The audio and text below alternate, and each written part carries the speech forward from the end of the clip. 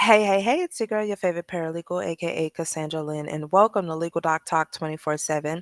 Hey, y'all, so this is a Kelli Bryant update. Yesterday, she had a probable cause hearing. And before I even get into that, this is the mother who was hit with a $250 million bond for leaving her kids, her own biological kids, in horrible conditions in Michigan. I believe it was Pontiac, Michigan, to be exact. And she was charged with 3 counts of child abuse in the first degree.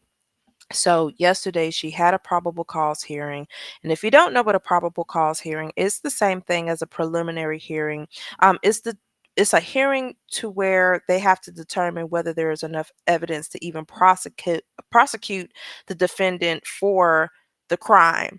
Um, so we still have to realize, even though it was a horrific situation, you still have to follow the procedures of the court. And so there was a probable cause hearing. They had to discuss if there was enough evidence, to even prosecute her. And I'm going to show you guys the video so that way you can get more information on the outcome of that.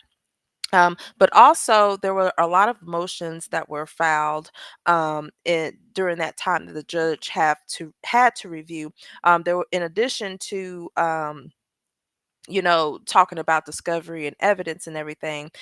There was also a motion to restrain pretrial publicity because, as you know, everybody has been reporting it. And as one of the attorneys in a video discussed, we live in a day and age where everything is on social media. That is where a lot of people get their news from. Um, and so they had to talk about that. And then also a motion for a reasonable bond was actually discussed because we know that she is trying to get out. But as when you have a cash bond mean you have to pay that amount up front, and we know she does not have $250 million up front. So that matter is actually going to be delayed until Friday. But I am going to just kind of quickly show you guys her charges, and then we're going to go ahead and get into the hearing for yesterday. So it does show that the next hearing is scheduled for Friday at 12 p.m. Here are her 3 charges of child abuse in the first degree. Um, and once again, it doesn't show her bond on here, but the bond was set on the 20th of February, but it does not, it says zero because that has not been paid yet. And then here are the most recent hearings. So, as I said, it was a probable cause hearing and a hearing on some of the motions that were submitted. And on the 7th, they're going to actually reconvene in regards to the motion for a reasonable bond. So that is once again on Friday at 12 p.m. Um, I think that's all. Let's hop right on into the video so you can see what's discussed, how the judge is going to rule on some things, and they're also going to talk a little bit more about the motion to restrain pretrial publicity, as well as the motion for a reasonable bond. So let's hop right on into it. All right. Ms. Karen Dondo, did you need to speak to your client at all before I call the case? No, Yana, I've met with her multiple times. I saw her this morning too. Okay, very good. Calling People versus Kelli Marie Bryant, case number 250216FY. Good afternoon, Your Honor. Kanika Ferenczi on behalf of the people. And good afternoon, Your Honor. This is Silly Karen Dongo up here on behalf and with Kelli Bryant. Your Honor, she's present from the Oakland County Jail via Zoom. We have no objection to Zoom. Ms. Bryant, can you state your name for the record, please? Kelli Bryant. Okay. Is that Ms. Bryant's hand in front of her face? Oh, yes. Okay, thank you. This is the time and date set for a probable cause conference on the 3 counts of first-degree child abuse. Ms. Karen Dondo, how did you want to proceed? Your Honor, I've had extensive conversations with Ms. Bryant as well as with Ms. Ferenczi. At this time, I'm in receipt of, I want to call it partial discovery. I have the written initial police report, which is, there's apparently a supplement that will be available for me today. And also I have the children's interviews. I was provided with those yesterday. I don't have anything else. there are terabytes of electronic discovery that is going to be provided to me on the external hard drive that I provided to the prosecutor's office. So we're asking you to adjourn the probable cause conference so we can have all the discovery. I think it's paramount in this case, Your Honor. Can you pull something off the printer, please? Thank you. All right. And you discussed the 21 days with Ms. Bryant? I did, Your Honor. She understands that she has a right to have her preliminary examination within 21 days. It's impossible in this case if we're going to provide her with effective assistance of counsel, and I think she understands and appreciates that. Our next court date will be set outside of that. She's not waiving her right to the preliminary examination, just to have it, I guess, at this time within the next week, and she's in agreement, Your Honor. All right, thank you. I will note that the 21 days is waived, not the right to the exam, but the right to have it within 21 days. I understand that there are still discovery issues pending. Before we get to the date, defense did file a couple of motions, and I will deal with those this afternoon as well. One was a motion to restrain pretrial publicity. I did receive and review the motion as well as the briefs. Any comment from either side as to that? Your Honor, just ever so briefly in response to some of the things that the people were putting in their response or their objection to my motion. You know, there's a lot of information that's already public information, meaning the court proceedings are open to anyone, certainly to the media. There's the register of actions that are public. There's a lot of public information. There's also already a lot of information that's been disseminated via social media and the Oakland County Prosecutor's Office. The issue I'm having is that the Oakland County Prosecutor's Office disseminated information that really is confidential information that they have had me sign a protective order for before I could receive it, which included the children's interview. They also requested initially that I sign an agreement to not disseminate anything of discovery nature to anyone, including my client. And I declined to sign that. But so they've asked me basically to not talk about this case or share it with anyone. But at the same time, I'm saying that this is in the public interest. I don't think it's in the public interest to disseminate evidence that hasn't been admitted into court. And I don't think it's in the children's interest to disseminate any of that. The public can certainly be kept informed via the media when we have court proceedings, as well as, you know, what the public can look up on the public register of actions in court.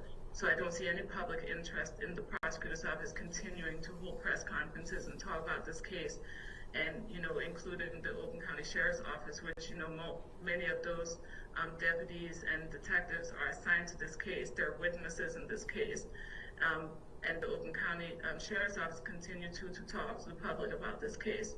I was especially disturbed by the fact that what looks to be a body cam from one of the deputies that were in the home has been disseminated all over social media before we've even had any kind of court proceeding. So I do think it's a proper motion. I'm asking that you grant it. All right, Ms. Ferenczi? Thank you, Your Honor. I do just want to respond briefly to both Ms. Karen Dongo's statements today and also her motion. I do want to be clear. Oakland County Prosecutor Karen McDonald held one press conference on February 19, 2025, after Ms. Bryant was formally charged. In that press conference, Prosecutor McDonald confined her statements to the already public information from the square to that morning. Prosecutor McDonald has not made any public statements about this case that has any potential to deny Ms. Bryant her constitutional rights. The statement about the video, I am not aware of what video Ms. Karen Donald is speaking of. From my understanding, we live in a social media era right now, and information and misinformation spreads very quickly. We did get reports that individuals in our community, not part of law enforcement, made unauthorized entry of the residents at issue in this case, and did record videos, take photographs, and posted their findings on social media that did have high views. And Your Honor, that vigilante activity does create a dangerous precedent, and the potential of widespread distribution of misinformation. And Your Honor, I do believe that a gag order would prevent the prosecutor the ability to correct any sort of misinformation. This case has drawn a lot of public outcry, and a lot of that public outcry predated law enforcement's presentation of this case to the Oakland County Prosecutor's Office requesting charges.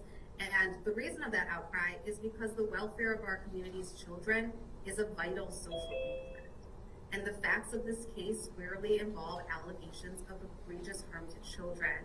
And Prosecutor McDonald has a duty to comply with the Michigan Rules of Professional Conduct. MRPC 3.6 and 3.8 expressly recognize that the public has an interest in and a right to know about cases as such. Prosecutor was acting within her authority and in good faith in making already public statements during the February 19th press conference. The issues that Ms. Carandongo brings up about this misinformation is the sole reason why it is important for the prosecutor's office to be able to check the misinformation and provide accurate information of what is happening in this case. The public has a right to be precisely and accurately informed about its vital social interests in the systems that are responsible for keeping our children safe, Your Honor. And I respectfully request on behalf of the victims and the citizens of Oakland County that the court deny the defendant's motion, Your Honor. Thank you. All right. As I indicated, I did review both the motion and the briefs that were attached. And the court did review MCR 8.116D1 to evaluate whether a restriction on information or a gag order prohibiting discussion of the case with the media, whether that would be appropriate. And as you're all aware, the Michigan Court of Appeals has indicated that an overbroad or vague gag order constitutes a prior restraint on freedom of speech, freedom of expression, and freedom of the press. So this court would have to determine that the interest to be protected outweighs the right of access. Denial of access would have to be narrowly tailored to accommodate the interest to be protected, listing the specific reasons for limiting access. The initial charges against the defendant have already been presented. The prosecutor has held a press conference which was prior to the date of the arraignment. We are now at the probable cause stage, so it would appear that there should be no further need for such similar press conferences during the pendency of the case. A gag order, in this court's opinion, would be inconsistent with law, Michigan Rules of Professional Conduct, and the public interest. The Michigan Rules of Professional Conduct do provide guidance in this area, and those rules do permit a prosecutor to make statements that are necessary to inform the public of the nature and extent of the prosecutor's action and that serve a legitimate law enforcement purpose. The February 19th press conference that was referenced in the motion and the response was actually prior to the arraignment, which was February 20th. Now, massive, pervasive, and prejudicial publicity has been ruled in cases to interfere with an individual's right to a fair trial, but the mere existence of pretrial publicity does not automatically deprive the defendant or the prosecution of a fair trial. There are court rules and jury instructions that can provide protection in these areas. So while this court will not be imposing a gag order, I'm simply instructing the parties to comply with Michigan Rules of Professional Conduct and court rules during the pendency of this case. But should there come a point, while this case is within the jurisdiction of the district court where there's a massive, pervasive, and prejudicial round of publicity, this court will review the issue and make the appropriate determination at that time. At present, defendant's motion to restrain pretrial publicity is denied. Now, the defendant has been charged with 3 counts of first-degree child abuse, which carries a maximum penalty of life.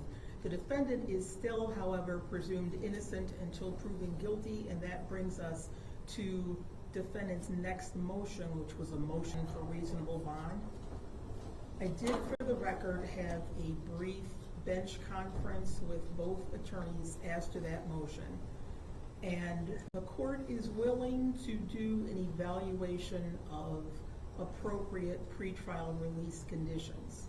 The things that the court has to consider is the defendant's prior criminal record, if any record of appearance or non-appearance or flight to avoid prosecution, any history of substance abuse or addiction, the defendant's mental condition, including character and reputation for being dangerous, the seriousness of the offense charged and the probability of conviction and likely sentence, any employment history, status, and financial history as they relate to the ability to post bail, the availability of a responsible member or members of the community who would vouch for and monitor the defendant if released, ties to the community, including family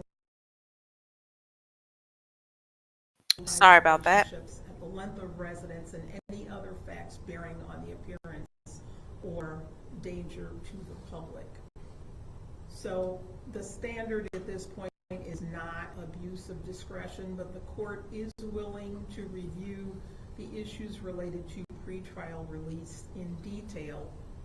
We would not be able to do that today because of the other cases that are scheduled. However, if both parties are available, I am willing to do that on Friday so we don't have an unnecessary delay. I do understand that we will have to adjourn the probable cause conference.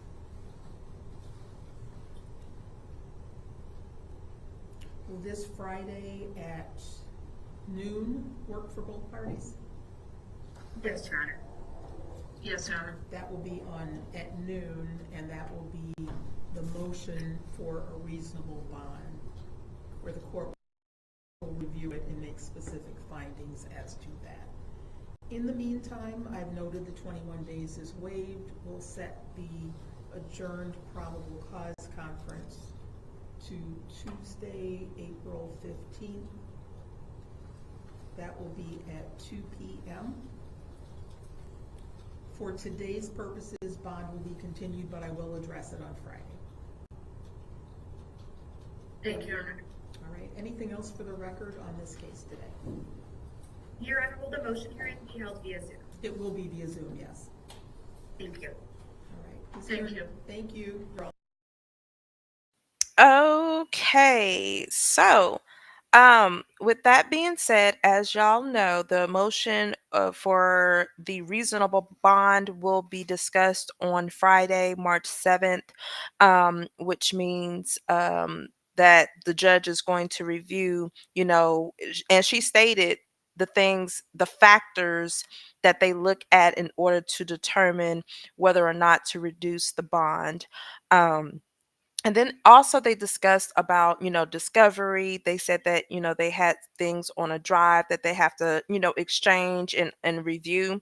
So the judge did allow them. So pretty much what happens is the probable cause hearing is a paused or adjourned, and they will reconvene back on April 15th, which will give both the defense and the prosecutor time to, go through any evidence, review it, make notes, interview people. At the defense attorney, I believe she stated that the children were also interviewed. So they have to go through all of this evidence because one thing, as I told you guys before, a probable cause hearing is to see and determine if there is enough evidence to actually prosecute her for the three charges of child abuse in the first degree. So they have to ensure that they have all of the evidence and everything has been reviewed. So that's it. That is the update. So I will update you guys again on Friday, and this will determine whether or not her bond is going to be reduced. And then the next update will be April 15th, because that is the day that they are going to have to continue the probable cause hearing to determine whether or not there is enough evidence to prosecute the defendant for her crimes. Y'all tell me what y'all think about this in the comments below. Don't forget to like, share, and subscribe. Until then, you all be blessed, and I'm out. Bye.